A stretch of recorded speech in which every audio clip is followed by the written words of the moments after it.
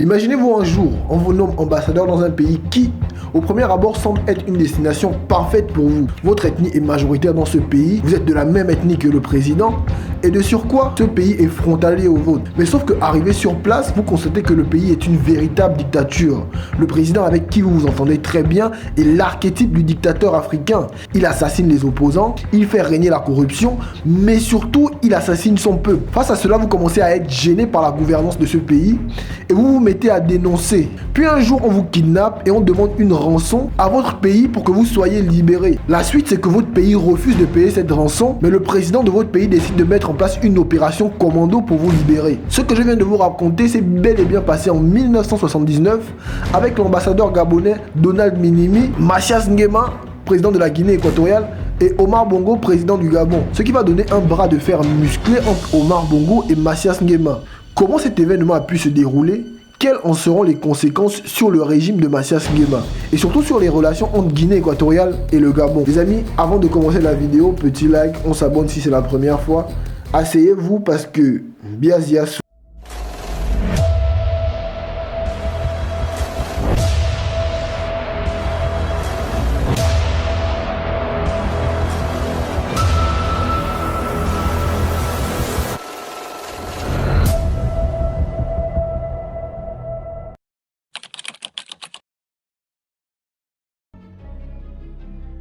Depuis son indépendance, la Guinée équatoriale est dirigée par Mathias Nguema, qui n'était pas forcément le choix numéro 1 de l'ancienne puissance coloniale, l'Espagne, et encore moins le favori pour devenir le premier président du pays. Après sa prise de pouvoir, Mathias Nguema va sombrer dans une dictature. Et comme tous les dictateurs, Mathias Nguema n'est pas né dictateur. Il avait énormément peur de ses opposants, et ses opposants lui ont également donné des moyens d'avoir peur d'eux. Par exemple, dès 1969, un an seulement après l'indépendance, Atanasio Ndombiyang essaie de faire une tentative de coup d'état contre Mathias Nguema. Cette tentative de coup d'état ne marche pas et Atanasio Ndombiyang se fera assassiner après ce coup d'état. Et ce coup d'état va vraiment rendre Mathias Nguema encore plus cruel qu'il ne l'était à la base. Après ce coup d'état, il va par exemple faire assassiner plusieurs opposants, dont l'un de ses plus grands rivaux, j'ai nommé Bonifacio Ondoedu, qui était lui le choix de l'Espagne et surtout qui était beaucoup proche de Léomba, le président du Gabon. Et son régime va vraiment passer de l'autre côté, comme on dit. Et vu qu'il était devenu parano, Mathias Nguema va finir par avoir peur de tout et de tout le monde. Il va par exemple interdire l'usage du mot intellectuel.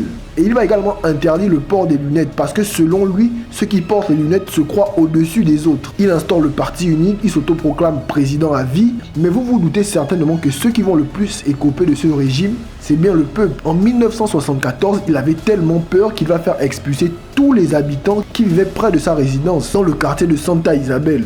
Et on estime que durant le régime de Mathias Nguema, un tiers de la population va fuir ou va être assassiné. Pour vous montrer à quel point Mathias Nguema était devenu parano, dès 1975, il va cesser de faire des apparitions publiques. Le pays était dirigé par lui et les membres de sa famille. Et il n'hésitait même pas à tuer les propres membres de sa famille. À chaque fois qu'il mettait quelqu'un de sa famille à un proche, c'est que le prédécesseur avait été assassiné ou s'était enfui dans un pays voisin. Mais la Guinée équatoriale va également sombrer sur le plan économique. De telle sorte qu'en 1979, l'improbable va se produire. Et c'est là que va surgir un curieux incident.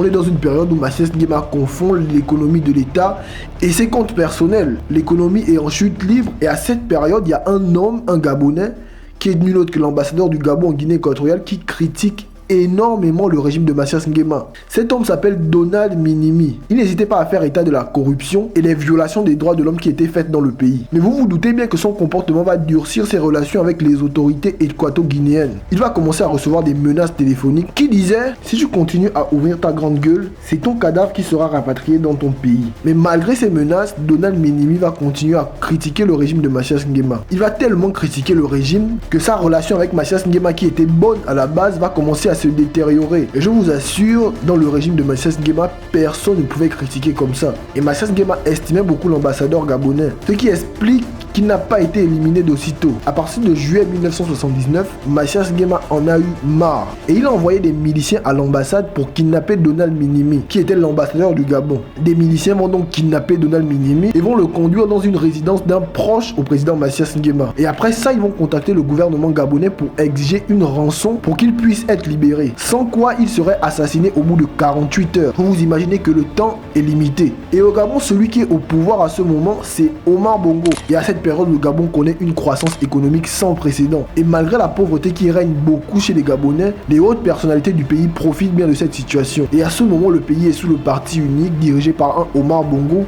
qui est au pouvoir depuis 1967. Et quand Omar Bongo va apprendre que Donald Minimi a été pris en otage et qu'on demande une rançon, il va tout de suite appeler Mathias Nguema. Il va appeler Mathias Nguema et il va clairement demander à Mathias Nguema de libérer l'ambassadeur gabonais. Mais Mathias Nguema va faire comprendre à Omar Bongo que les gens qui ont kidnappé l'ambassadeur sont des milices qu'il ne contrôle pas, ce qui est absolument faux. Je vous rappelle qu'à cette époque, Mathias Nguema a même du mal à payer les militaires. Quand un dictateur a du mal à payer les militaires, généralement ça ne finit pas très bien. Malgré son entretien avec Mathias Nguema, Omar Bongo refuse de payer la rançon, sous prétexte qu'il ne voulait pas qu'on prenne pour habitude de kidnapper des diplomates gabonais et ensuite exiger des rançons pour qu'on les lâche en liberté. Mais Omar Bongo ne compte pas lâcher l'affaire pour autant.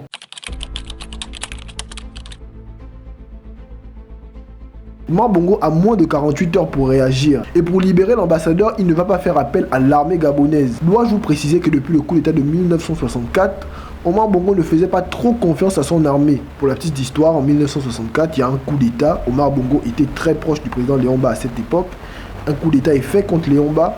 Et Omar Bongo a subi ce coup d'état-là. Donc ce qui fait qu'il n'était pas forcément en confiance avec l'armée gabonaise. Omar Bongo va donc confier cette mission à des soldats marocains. Les soldats marocains vont donc se réunir à la présidence et vont élaborer leur plan. Et les soldats marocains, c'est du très haut niveau à cette époque. Ils arrivent à voir la localisation de la résidence, le plan de la résidence dans laquelle l'ambassadeur a été enfermé. Ils vont aller se positionner à la frontière entre le Gabon et la Guinée équatoriale. La Guinée équatoriale est un tout petit pays encerclé par le Cameroun et le Gabon. Et en grande partie encerclé par le Gabon. Les soldats marocains vont donc aller se positionner à la frontière du Gabon et de la Guinée équatoriale, afin de pouvoir attaquer dès qu'Omar Bongo donnera le feu vert. Une fois les négociations rompues, Omar Bongo va donner le feu vert aux soldats marocains, qui vont passer à l'offensive le même jour vers 23 h. À leur arrivée, ils auront déjà bien étudié la zone. Mais il faut également préciser qu'ils seront bien équipés sur le plan des armes, mais surtout sur le plan du matériel de transport, tout ce qui est hélicoptère et blindés. Ils vont se mettre à observer et ils vont constater qu'il y a plusieurs militaires qui tournent autour de la résidence. Les soldats marocains vont donc exterminer tous les soldats qui traînaient autour de la résidence. La puissance de frappe des Marocains était tellement forte que certains soldats équato-guinéens vont même s'enfuir pour appeler du renfort. Et pendant qu'une partie des soldats sécurisaient la zone, d'autres vont rentrer dans la résidence pour trouver Donald Minimi, l'ambassadeur. Ils vont fouiller la résidence de feu.